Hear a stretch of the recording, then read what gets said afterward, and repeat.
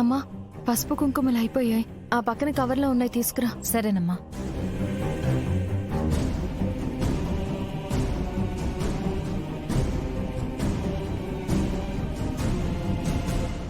అఖండ జ్యోతిని వెలిగిస్తావా?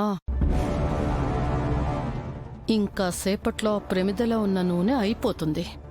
అలాగే పక్కనే ఉన్న బాటిల్ కూడా మాయమైపోతుంది.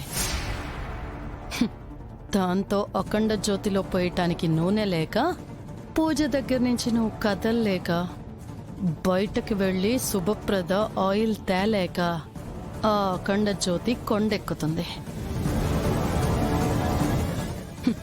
దాంతో జరుగుతున్న ఆ పూజకి విఘ్నం కలుగుతుంది. పూజ అర్థాంతరంగా ఆగిపోతుంది. ఇంతసేపు చేసిన పూజ అంతా వ్యర్థం అయిపోతుంది.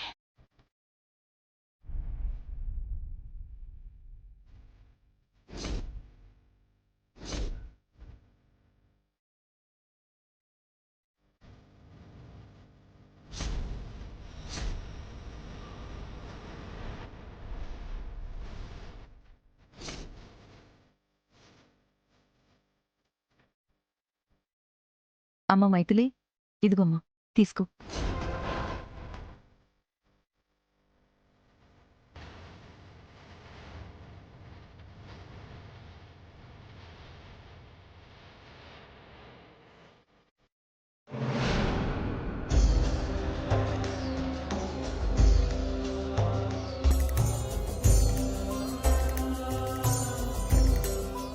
అయ్యో, అమ్మ మైథిలి, ప్రమిదలో ఉన్న నూనె అయిపోవచ్చింది.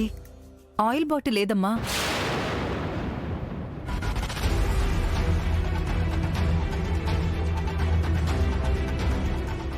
అమ్మా, ఆయిల్ బాటిల్ ఇక్కడే కదమ్మా ఉండాలి.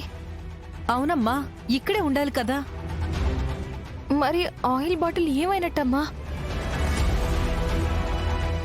అమ్మా, ఇంకాసేపట్లో నూనె పోయకపోతే అఖండ జ్యోతి కొండెక్కుతుందమ్మా. మైథిలి, ఏం కంగారు పడకమ్మా, నేనిప్పుడే వెళ్ళి తీసుకుని వస్తాను. అమ్మా,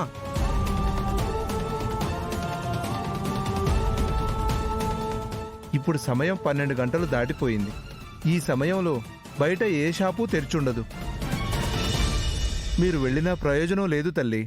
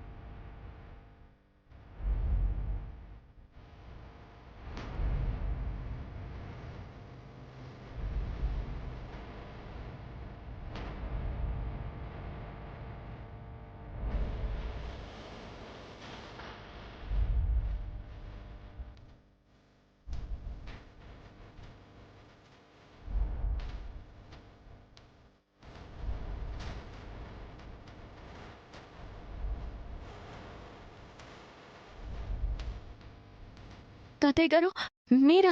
అవునమ్మా. ఉత్తమ్ గారికి ఎలా ఉంది తాతయ్య గారు? ఆయన క్షేమంగా ఉన్నారా? ప్రాణాపాయం నుంచి బయటపడ్డారా?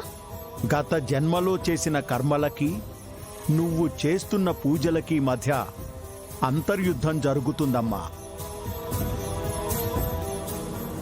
ఆకాశాన్ని కమ్మిన మబ్బులు విడిపోతాయా? అమృత వర్షాన్ని కురిపిస్తాయా? లేక హలాహలాన్ని మిగులుస్తాయా అన్నది భవిష్యత్తు నిర్ణయిస్తుందమ్మా.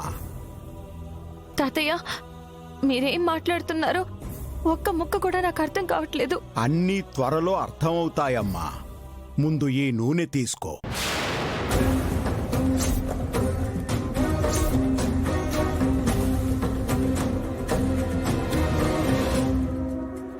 తాతయ్య, మా దగ్గర నూనె అయిపోయిన విషయం హాస్పిటల్లో ఉన్న మీకెలా తెలిసింది?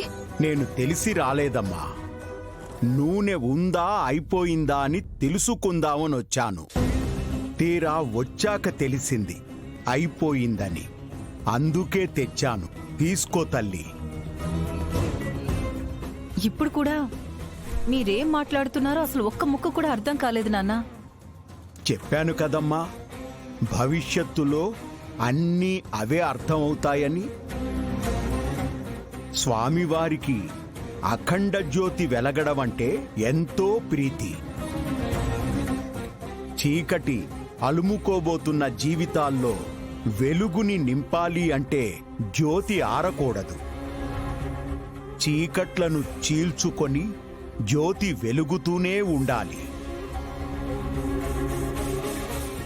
ఈ నూనె అఖండ జ్యోతిలో పోయమ్మా. అలాగే తాతయ్య.